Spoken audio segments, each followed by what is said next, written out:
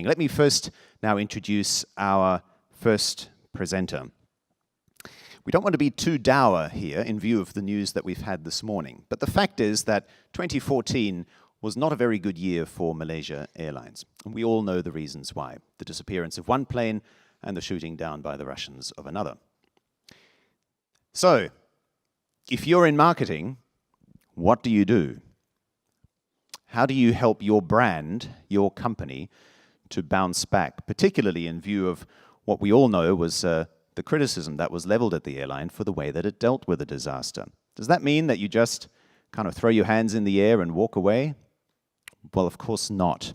And our first speaker embodies the rising to the challenge and making sure that Malaysia Airlines continues to attract passengers and continues to operate.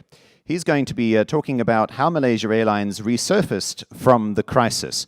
Would you please give a warm hand to the Senior Vice President and Head of Marketing and Products at Malaysia Airlines, Mr. Dean Dacko.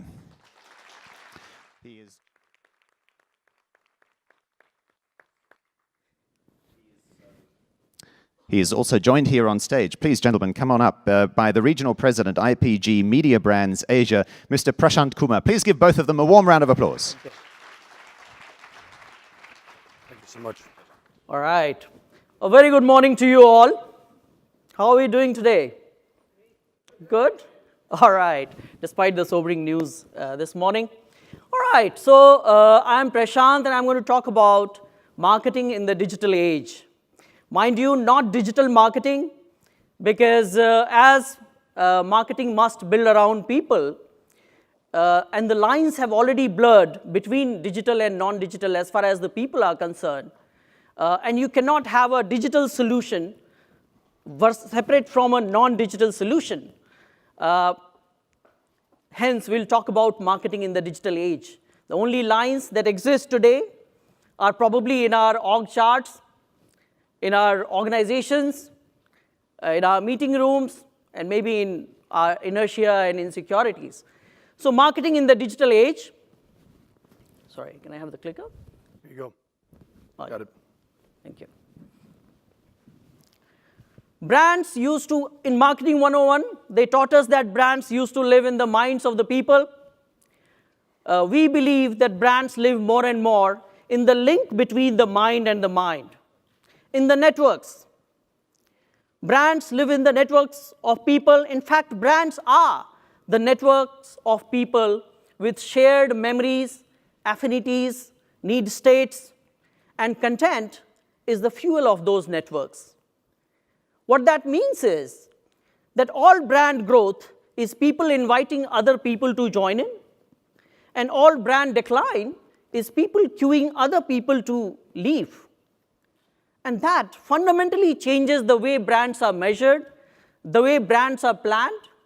So I would like to invite brand managers and market research companies to relook at the brand mathematics informed by network theory. All right? So if brands are networks, content is the fuel of these networks. Connections, these networks, these peer-to-peer connections marry content to breed commerce. And you can think about these connections like those millions and millions of honeybees carrying pollens like content to fertilize the flowers, the purchase occasions to breed the fruits of profit. So connections marry or carry content to breed commerce. That is the new reality of brand business when brands have become networks. Here is some very interesting data. The pink line shows the social engagement in 2013 for Malaysia Airlines, and the dotted blue line shows actually the sales in 2013 for Malaysia Airlines. In sociometrics, this kind of correlation is as good as it gets in a heavily price-mediated category like airlines. All right? So connections marry content to breed commerce. But what happens in such a context when we are talking about a planetary brain of 3 billion people acting as neurons in a real-time, instantaneous meta-network? When a crisis breaks out, a crisis that has in it to become take global proportions, much as it could happen with a great viral campaign, so it would happen with crisis. And crisis probably spread at 3 times the speed of a normal campaign, a good viral campaign. So let me invite the man with the best credentials in the world in terms of managing global crisis, not one, but 2, and definitely not a job you want to get into, in the last 1 year, Dean Dacko. Thank you. Thank you, Prashant. I think what Prashant is saying, and ultimately what we have been embarked on at Malaysia Airlines for about 2 years, was a business transformation strategy, was really about modernizing a traditional marketing environment and taking it from that traditional style and moving it more into a digital platform. That was what the mission we were on. So the notion of what we created, the tools that we had put in place, the platforms that we had built, were never intended to support us during a crisis. We never imagined that we would have the first event, and we certainly never imagined we would have the second event. But it wasn't that the work that we were doing was intended to support that. It was intended to support our business. So it was the reality of that what we were doing can be applied against any vertical, any company, any reality. It just happens that we managed to find ourselves in a rather unique state of circumstances. So one of the words that was very, very well used during the events was the word unprecedented. It was unprecedented that a modern Boeing 777 aircraft could simply vanish, no trace. There's absolutely no evidence today of where that plane is. It was completely unprecedented in the size and scale, scope of the search and rescue effort that at one time involved 26 nations with over 100 ships and aircraft searching. Like I say, the search still continues today. And it was completely unprecedented in the new digital age with the amount of intense communication, engagement, sharing, comments. I can tell you literally hundreds of thousands of different conspiracy theories and ideas about where the plane is and things that had happened that were being shared literally worldwide within a very short period of time. So completely unprecedented. So at the point when this all was coming to us in the very early hours, we realized quite soon on that we were in new ground. We were going to be creating something as a roadmap, as a solution, as a way to move forward that was unique, that had never been done before. No one had experience. There was no advice. There was no guide. There was nothing that we could look at that would suggest, here's how you do it. And we realized very early on that we were moving forward on our own. But what we knew for sure was that Malaysia Airlines was not responsible for finding the airplane. That was not our job. We don't have search aircraft. We don't have ships. But what we did realize what our job was to take care of our customers, take care of that responsibility of those people who had just went through a massive, massive change in their life. That was our job. So we really spent the majority of our time and almost of our time making sure that we were focused on our customers.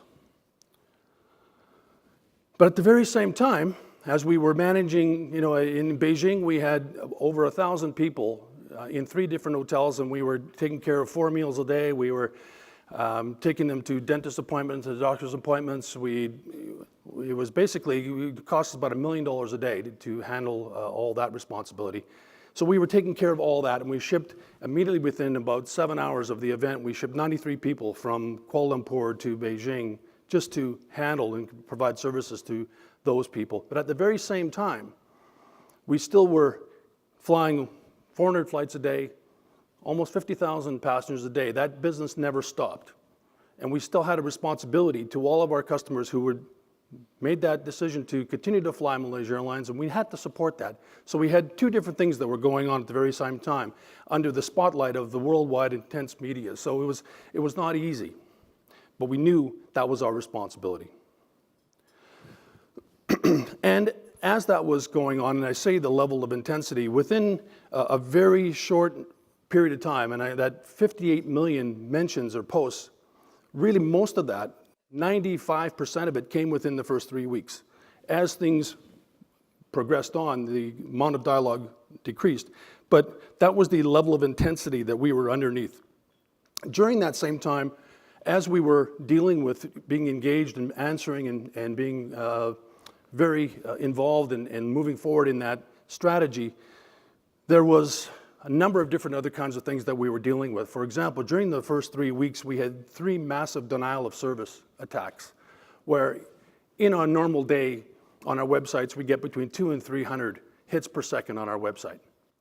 On 3 different days in the latter part of March, that 200 to 300 went to 230,000 hits a second on our website. And had we not, in the early stages of 2014, taken our infrastructure from our own servers in KL, and we then put them onto the cloud so that they were immediately scalable and they're immediately secure. So had we not done that, our infrastructure would have collapsed and we would have been dark for, our IT folks are saying that anywhere from 3 to 5 to 7 days before we could recover. And that happened 3 times. So one of the lessons was just managing the business appropriately, taking and moving your infrastructure into a right environment is a smart business decision. In our case, it saved us from being dark for quite some time in the midst of something that was worldwide. One of the other things that we had done in the early part of 2014 is we'd taken and moved from having one website with one language to creating 22 different sites. So the initial stage was 16, we went to 22.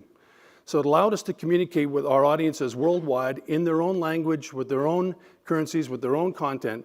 And we set up infrastructure with teams of people on the ground from Malaysia Airlines and supported by an outsourced partner through IPG's Rally team, where we could then engage with our audiences. And what we really learned almost immediately was that was our connection with the audience. That was our ability to engage. That was really gave us an insight as to what was being said, what was being talked about, what was being really referenced in terms of the brand of Malaysia Airlines worldwide. So we started to engage with them, and we set up a color code system that was red, yellow, and green. If it was red, we would take a pause, and we would just sit back and not move too much forward with whatever we were doing in that particular market. If it was yellow, we would move cautiously. And if it was green, we would just continue to move forward. And then what we would do is we would take all the different countries where we'd done something that was green, and we would start to move it around like a chessboard, so that we would ultimately do with something that worked in Taiwan, we would do that in Manila, or something worked in the UK, we would do it in Germany.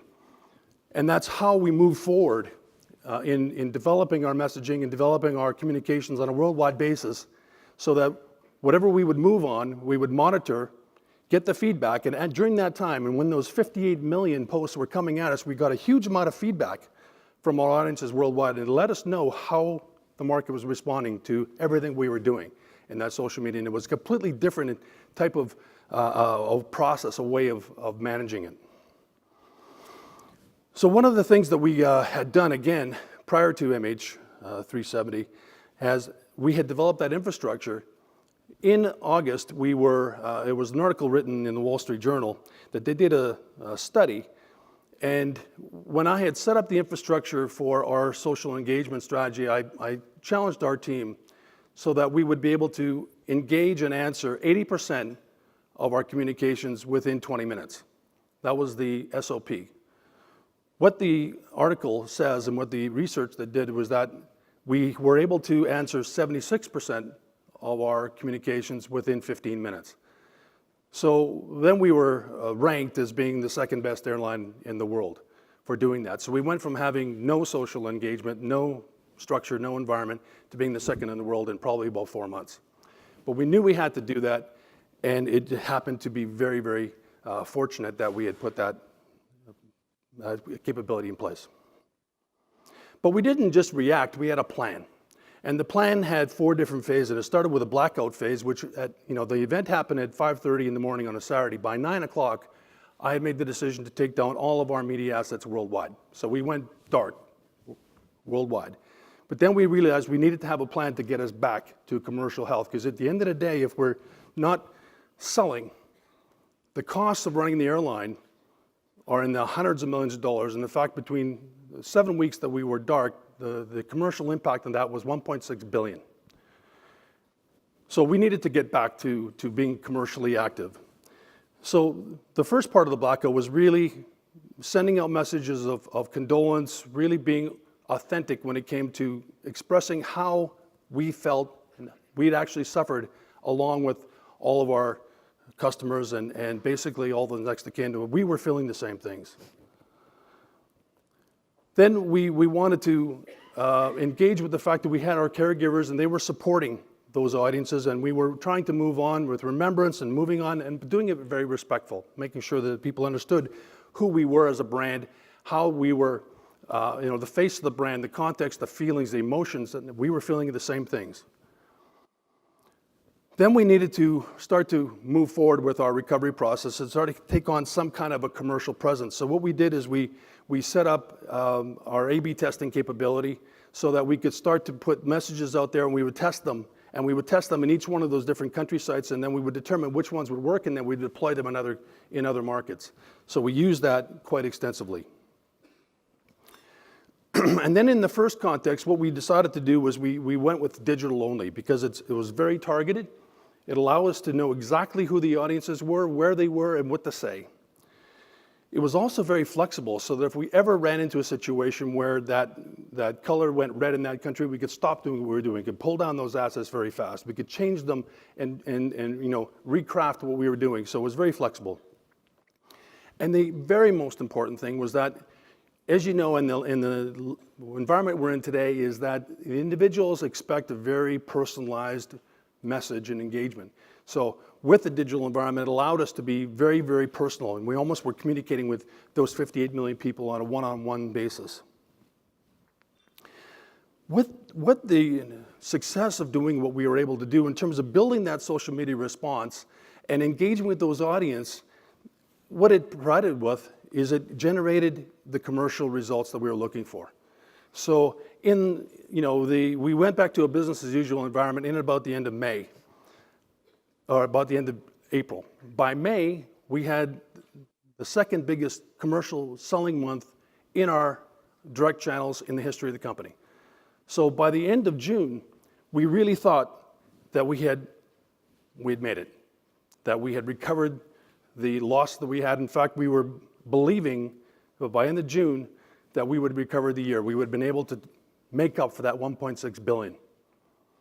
That's where we thought we were at. But then again, we never expected MH17. And that was devastating. When the second event happened, it was like having a body blow to the stomach when you had no idea that it was coming. The entire organization just felt that it had lost its breath. It couldn't breathe. We couldn't believe that it had happened. But at the very same time, we knew that,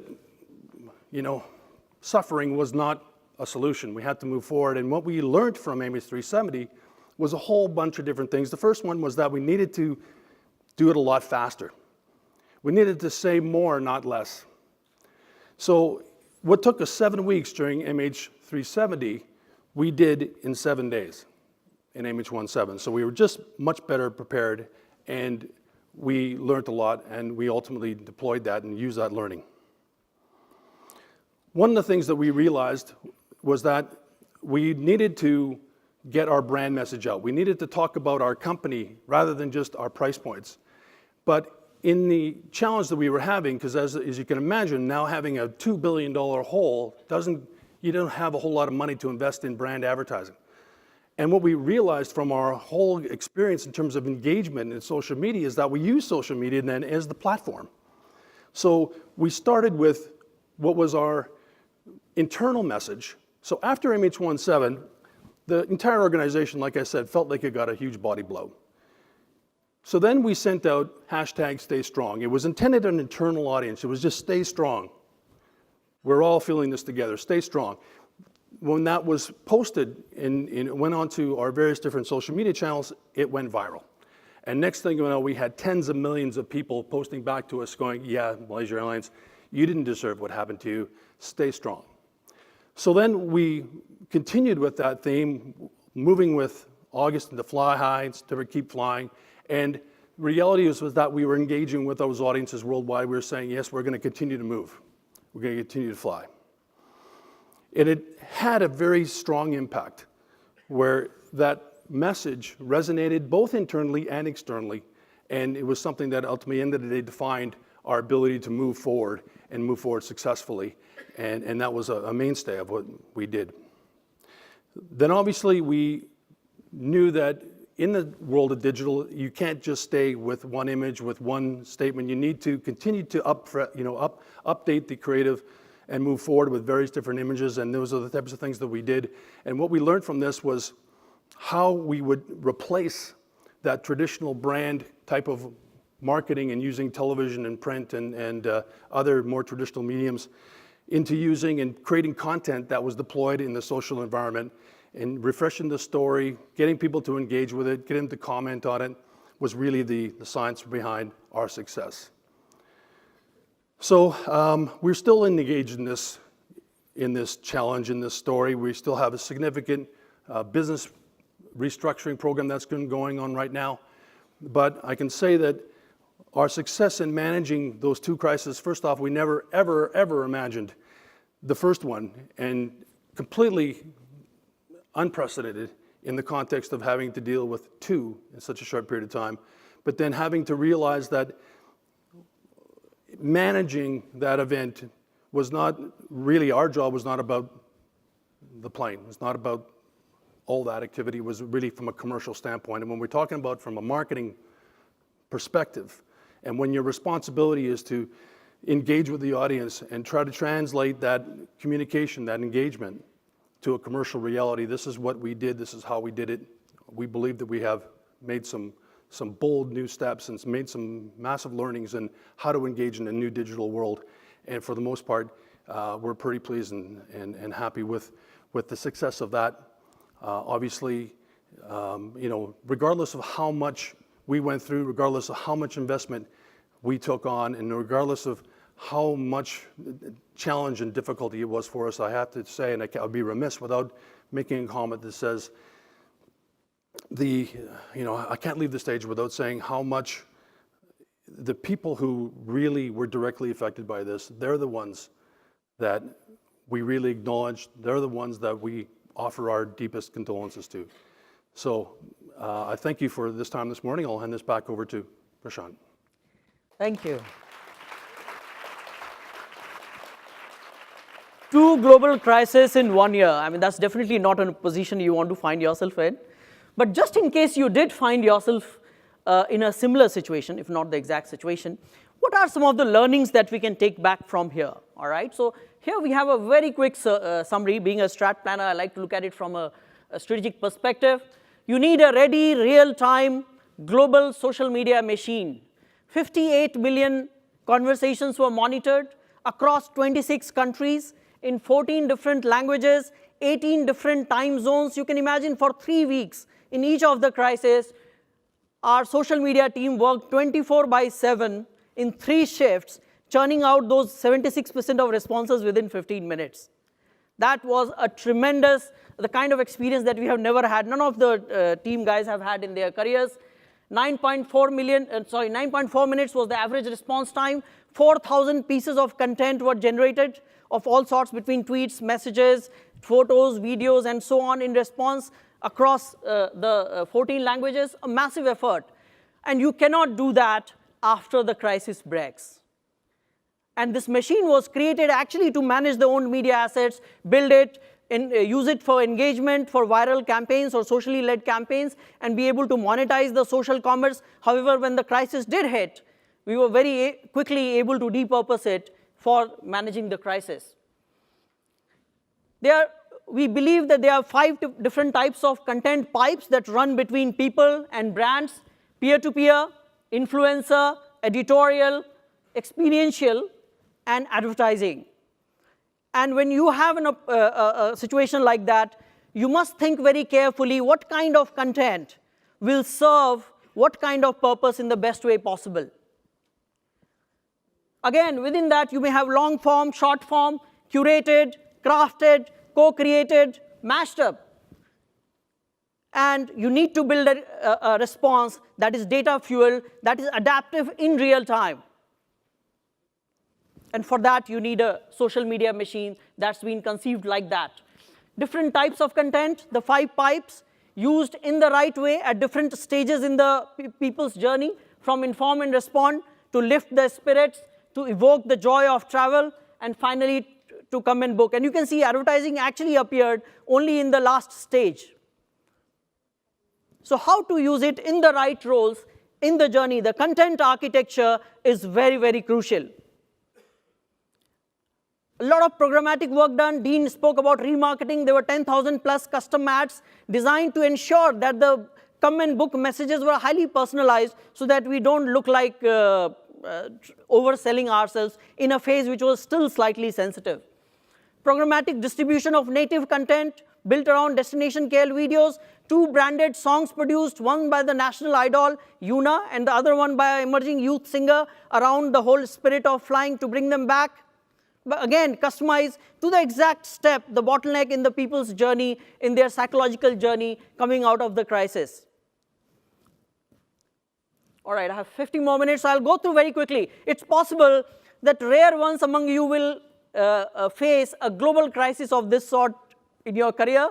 Probably most of the situations will be much smaller. So we have some learnings gleaned over almost 300 different viral campaigns, including the 52 potential crisis situation in some of different measures that we have accumulated for a very quick look for you. So if the first comment is positive, 64% chances that it will be a positive thread. Second comment is positive, 75% probability it will be a positive thread. The third comment is positive, 92% probability that it will be a positive thread. What turns a situation into a crisis, and sometimes completely harmless things turn into a crisis, is 6 things you must look at. The balance of power, so underdogs evoke much faster responses. Timing, so Monday, Tuesday has more reactions than Friday, Saturday. Critical mass, so if in the first 3 days it does not attain a certain critical mass, it will die off. Initial response, we spoke about that. City centers, faster responses than far out. Empathy towards the victim, if you're a single mother or a child or a handicap, that evokes much higher response very quickly. I mean, there are many other learnings related to this. You have to take a custom approach. Not everyone involved in a situation like that thinks similarly. So you have strangers, onlookers, activists, propagator, and digital media allows you to take custom approach by identifying them in the right fashion. You have 6 strategic choices in managing network behavior. You can contain them, you can reorient them, you can overwhelm them, channelize, reframe, diffuse. You can look at how fast the situation scales up, and then you can project what will be the time to come back to normalcy. So here is a quick look. If in the first 3 days the reactions built up 20 to 40 times faster than the last 1 month average, it will take 2 to 3 weeks for it to come to normal, and so on. So just some of the learnings. Keep flying. We are open for questions, please. And we are open for a round of applause too for Prashant, Kumar and Dean Dacko. You did speed through that to such an extent that I hope you got those photos. Please share them on Twitter if you managed to catch the presentation slides. I'm sorry, I will take one question. Person at the back, I'm sorry, I can't see you for the lights. Would you like to just... Yes, please. Yes, sir. You were just standing up and then you sat back down. Yeah, Vasu, hi.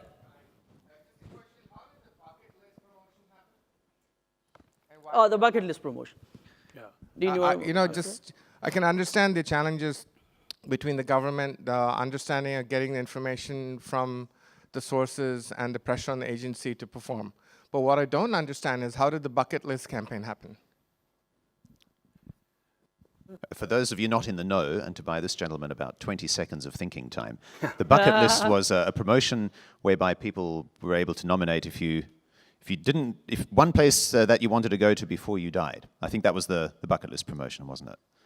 Yeah, so the situation, just to frame it in context, was obviously we do marketing communications for all of our audiences worldwide. We do probably in the range of, I want to say about 20,000 different promotions, communications, and activities on an annual basis.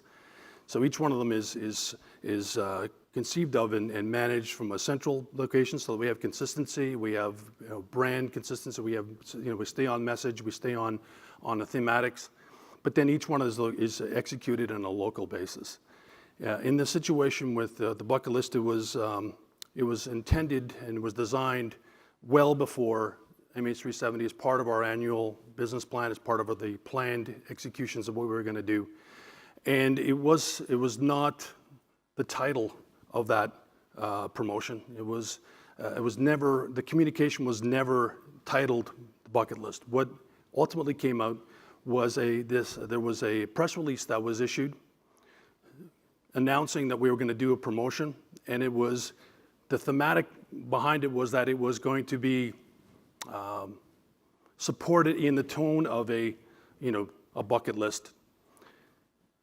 It was, when we looked at the reactions of all of our audiences worldwide, the reality is that not one customer, not one person that we were communicating with ever responded to it. You got picked up by a media representative in Brisbane, I believe, and then it became an issue. The reality for us was we were, and still are, engaged in a worldwide activity around supporting and dealing with not only the situation, the events with respect to both those tragic events, but we were engaged in a massive global marketing campaign. Now, I suppose, the reality is that within the context of what we're dealing with, the expectation is that we should know, and know very importantly, that the spotlight's on us, and that every single word that we said, to be honest, during the events, no matter what we uttered, became a subject of debate on CNN. So we knew we were under massive scrutiny, but at the end of the day, those teams that were working virtually 18 hours a day are not perfect, they're human. Yeah. And a mistake with something that, during that same time, there was probably about 40 or 50 other promotions worldwide that were going on using the same theme as the bucket list. We, unfortunately, the reality is we should have been more cognizant of that. Should be more sensitive to the realities of what was being expected by Malaysia Airlines. But to be perfectly honest, we're human. We made a mistake. Yeah, I mean, it was a copy slip happened in some distant outpost by some enthu person operating with the best of intentions. But so at the moment it came up, we immediately sort of got in control of that. Yeah. Thank you for that important question, and thank you also for your very candid, from-the-heart answer. Credibility, I suppose, is one thing that money can't buy, and it's issues like this where you have the opportunity to demonstrate it. I think this is just a reality of everyone's business, and they understand this, is that everyone understands that mistakes happen. It's not that you suffer a mistake, it's how you deal with it. Yeah. Deal with it with integrity, deal with it with authenticity. And that shows who you are as a brand. That shows who you are as a company. That shows who you are as a management team, is how you deal with stuff, not that things happen. We never imagined that we'd be dealing with two massive events like that. But it was how we were measured, was how we managed it. And for the most part, out of those 58 million responses, out of the massive attention and all the different activities and tactics and solutions that we brought in place, to be perfectly honest, to have one example like that in the midst of millions and millions and millions of engagements, how perfect do you want to be? Yeah. Well, as you said at the beginning, I think none of us envy your job. Congratulations, and thank you again for explaining it to us. Dean Dacko from Malaysia Airlines, Senior Vice President and Head of Marketing, and Prashant Kumar from IPG.